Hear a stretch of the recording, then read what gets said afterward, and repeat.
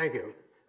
Water is quite beautiful to look at, and I guess you probably all know that you're 2/3 water, but you do, don't you? Right. But you may not know that because the water molecule is so small, that 2/3 translates into 99% of your molecules. Think of it, 99% of your molecules are water.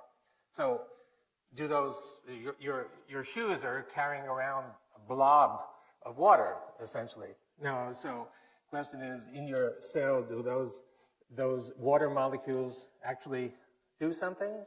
Are these molecules essentially jobless, or do they do something that might be really, really interesting? And for that matter, are we even really sure that water is H2O? We read about that in the textbook, but is it possible that some water is actually not H2O?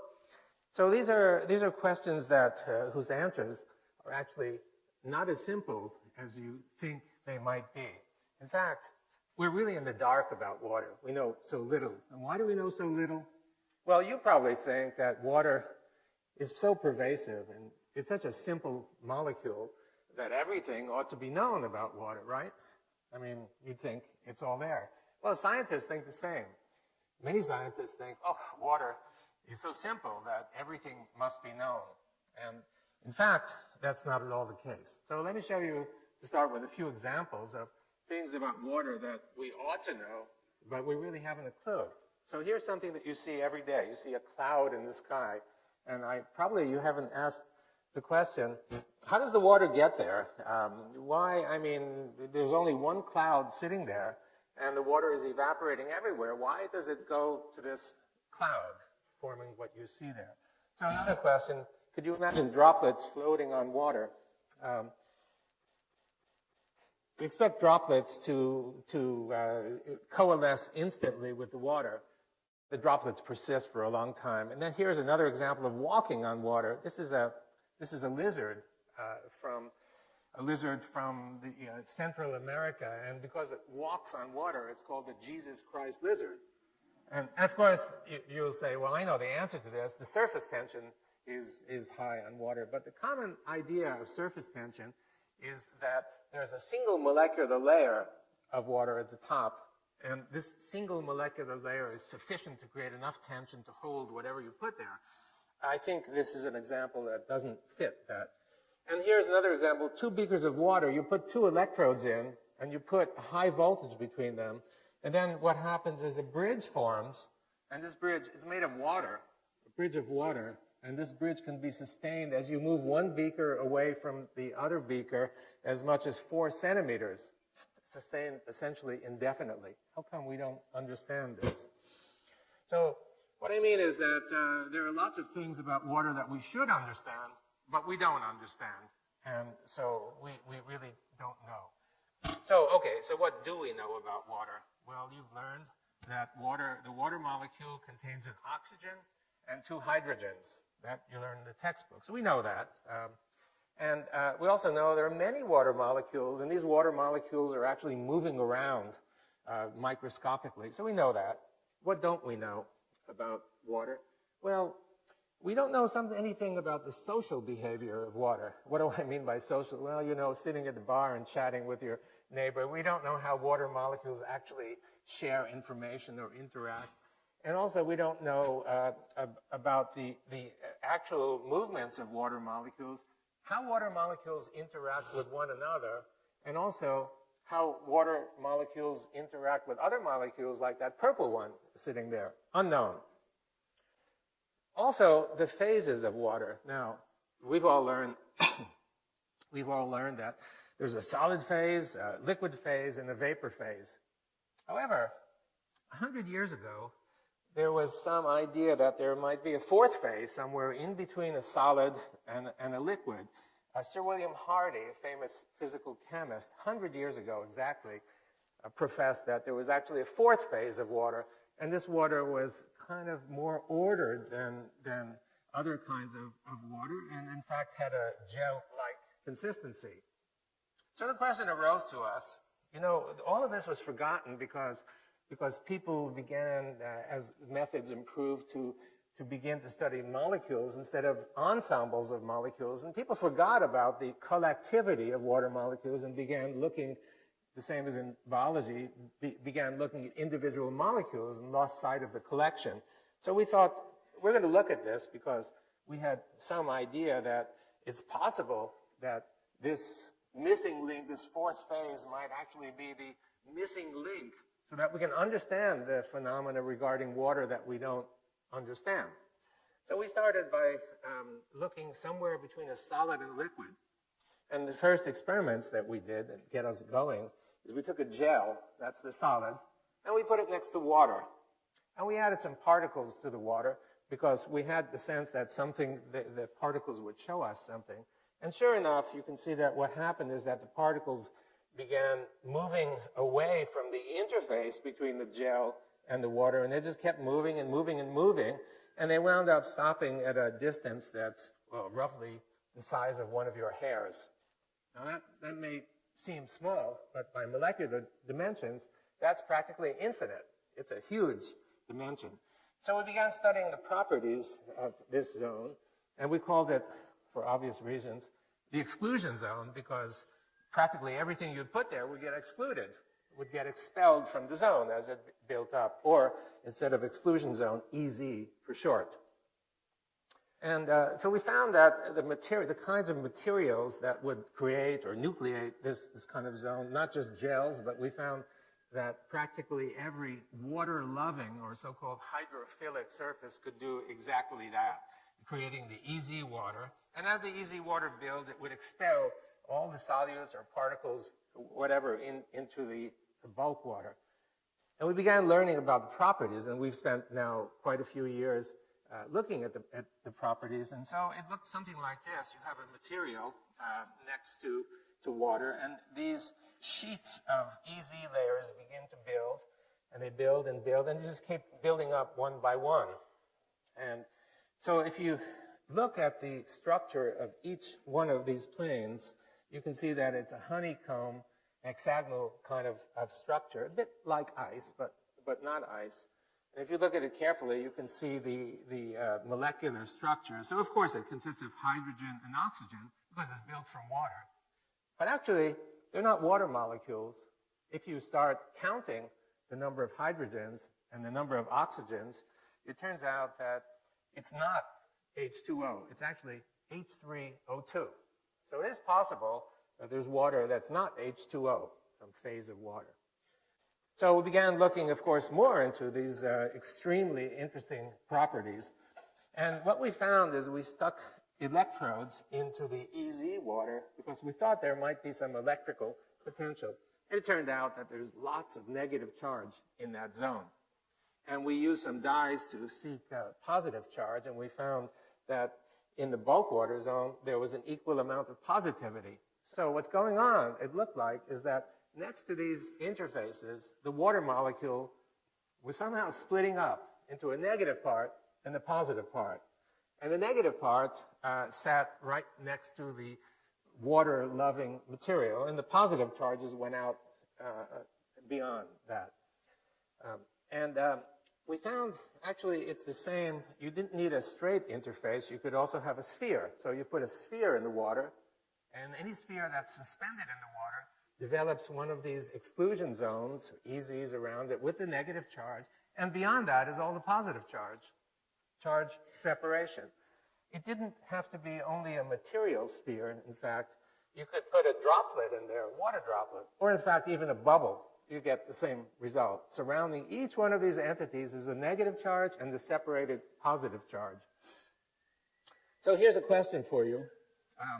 If you take two of these negatively charged entities and you drop them in a beaker of water near each other, what happens to the distance between them?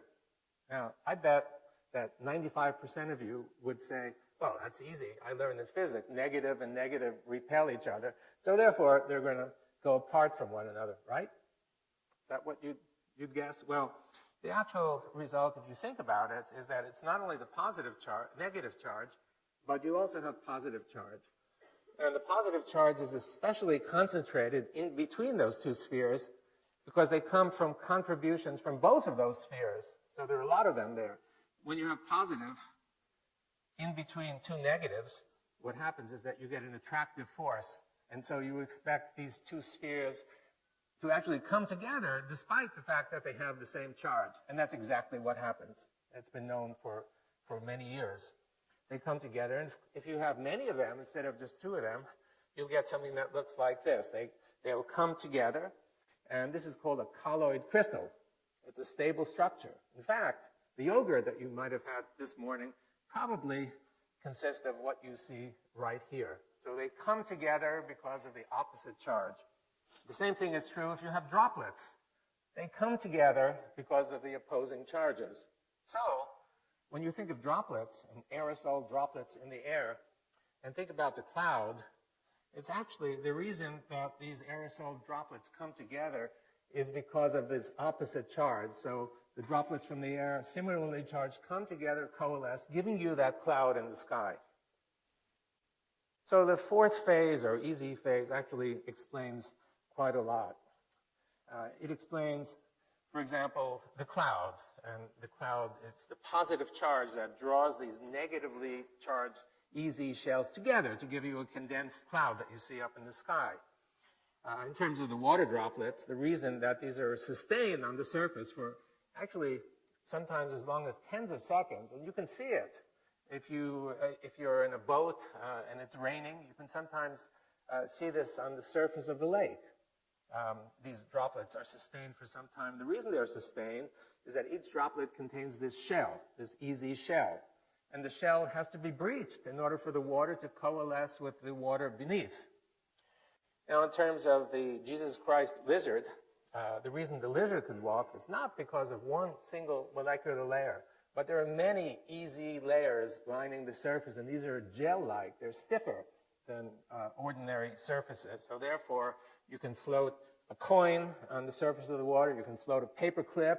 Although if you put it beneath the surface, it sinks right down to the bottom. It's because of that. And in terms of the water bridge, if you think of it as plain old liquid bulk water, it's hard to understand. But if you think of it as EZ water and the gel-like character, then you can understand how it could be sustained with almost no droop.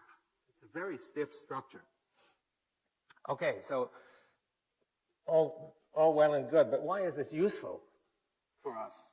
What can we do with it? Well, we can get energy from water.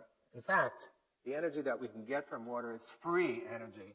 It's literally free. We can take it from the environment. Let me explain.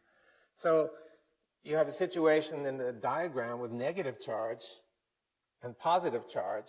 And when you have two opposing charges next to each other, it's like a battery. So really we have essentially a battery made of water. A battery made of water.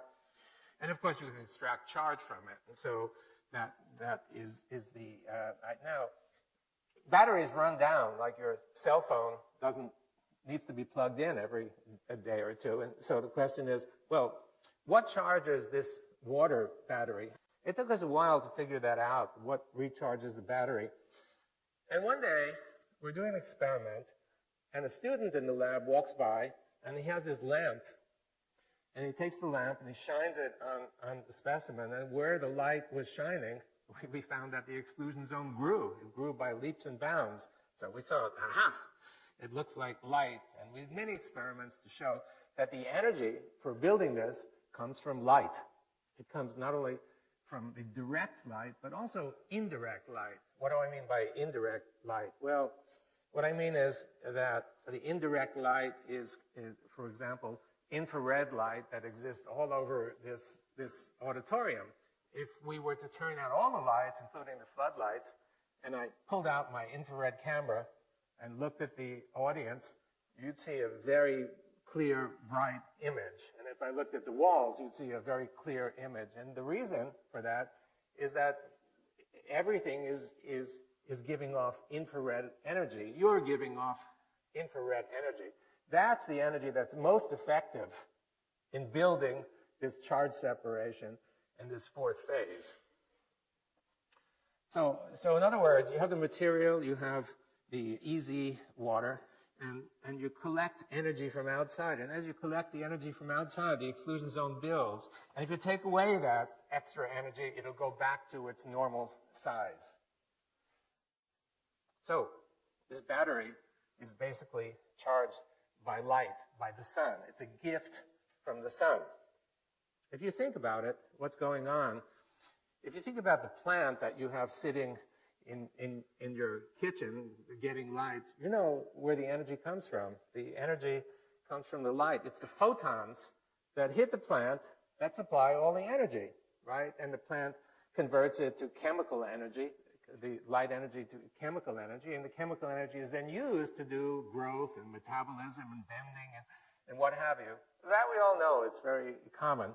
What I'm suggesting to you from our results is that the same thing happens in water. No surprise because the plant is mostly water. So I'm suggesting to you that energy is coming in from outside, light energy, infrared energy, radiant energy, basically, and the water is absorbing the energy and converting that energy into some sort of useful work. And so we come to the equation E equals H2O, a bit different from the equation that you're familiar with. But I think it really is true that you can't separate energy from water. Water is a repository of energy coming free from the environment. Now, can we harvest some of this energy, or is it just totally useless? Well, we can do that because you have a negative zone and a positive zone, and if you put two electrodes in, you can get energy, right? Just like a battery. And we've done that, and we're able to, for example, a very simple optical display can be run from the energy that you can get from here. And obviously, we need to build it up into something bigger and more major in order to get the energy. This is free energy, and it comes from water. Another opportunity we've been developing is getting clear, free drinking water. So if you have a hydrophilic material, and you put contaminated water next to it with junk that you want to get rid of. So what happens, as I've shown you, is that this stuff gets excluded from beyond the exclusion zone, and the remaining EZ doesn't have any contaminants. So you can put bacteria there, and the bacteria would go out. And because the exclusion zone is big, it's easy to extract the water and harvest it. And we've done that, and we're working on trying to make it practical. Well, one of the things we noticed is that it looks as though salt is also excluded. So we're now thinking about extending this to putting in ocean water, and you put the ocean water in, and if the salt is excluded, then you simply take the EZ water, which should be free of salt, and you can get drinking water then out of this. Also, getting biological energy. So the cells are full of macromolecules, proteins, nucleic acids, and each one of these is a nucleating site to build EZ water. So around each one of these is EZ water. Now, the EZ water is negatively charged, and the region beyond is positively charged. So you have charge separation, and these separated charges are free, available to drive reactions inside your cells. So what it means really is it's a kind of photosynthesis that your cells are doing. The light is being absorbed, converted into charge separation, just the same that happens in photosynthesis, and these charges are used by you. One example of this is obtaining energy on a larger scale. I mean, the energy is coming in all the time from all over. And it's absorbed by you actually quite deeply. If you take a flashlight and you shine the flashlight through the palm, you can actually see it through here. So it penetrates quite deeply. And you have many blood vessels all around you, especially capillaries near the periphery. And it's possible that some of this energy that's coming in is used to help drive the blood flow. And let me explain that in a moment. So what you see here is the microcirculation. It's a piece of muscle, and you can see a few capillaries winding their way through. And in these capillaries are the red blood cells that you can see. A typical red blood cell looks like on the upper right, it's big, but when they actually flow, they bend. The reason they bend is that the vessel is too small. So the vessel is sometimes even half the size of the red blood cells. They've got to squinch and go through. Now, it requires quite a bit of energy to do that. And the question is, does your heart really supply all the energy that's necessary for driving this event? And what we found is a surprise. We found that if we take a hollow tube made of hydrophilic material, just like a straw, and we put the straw in the water, we found constant, unending flow that goes through. So here's the experiment. Here's the tube, and you can see that the tube is put in the water. We fill it the inside just to make sure it's completely filled inside and put it into the water. And the water contains some spheres, some particles, so we can detect any movements that occur. And you look in the microscope, and what you find looks like this: unending flow through the tube. It can go on for a full day, as long as we've looked at it. So it's free. Light is driving this flow in a tube. No extra source of energy other than light. So if you think about the human and think about the energy that's being absorbed in your water and in your cells, it's possible that we may use some of this energy to drive biological processes in a way that you had not envisioned before. So what I presented to you has many implications for science and technology that we've just begun thinking about. And the most important is that the radiant energy is absorbed by the water and giving energy to the water in terms of chemical potential. And this may be used in biological contexts, for example, as in flow, but many other blood flow in many other contexts as well. And when you think of chemical reactions that involve water, you just think of a molecule sitting in the water. But what I've shown you is not just that. You have the molecule or the particle, easy, positive charge, the effect of light. All of those need to be taken into account. So it may be necessary to reconsider many of the kinds of reactions or understanding these reactions that we've learned about in our chemistry class. Weather. So I've shown you about clouds. The critical factor is charge. If you take a course in weather and such, you hear that the most critical factors are temperature and pressure. Charge is almost not mentioned, despite the fact that you can see lightning and thunder all the time. But charges may be much more important than pressure and temperature in giving us the kind of weather that we see. Health. When you're sick, the doctor says, drink water. There may be more to that than meets the eye. And in food is mostly water. We don't think of food as being water, but it's mostly water. If we want to understand how to freeze it, how to preserve it, how to avoid dehydration, we must know something about the nature of water, and we're beginning to understand about that. In terms of practical uses, there's desalination, a possibility.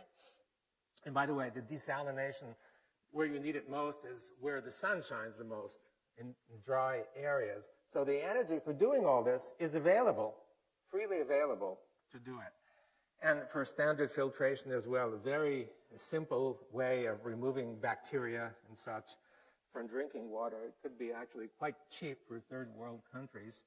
And finally, getting electricity out of water through the sun's energy that comes in. That's another possibility. So I've tried to explain to you how water's fourth phase, really understanding that water has not 3 phases, but 4 phases. And understanding the fourth phase, I think, is the key to unlock the door to understanding of many, many phenomena. And mostly, what we like most is understanding the gentle beauty of nature. Thank you very much. Thank you.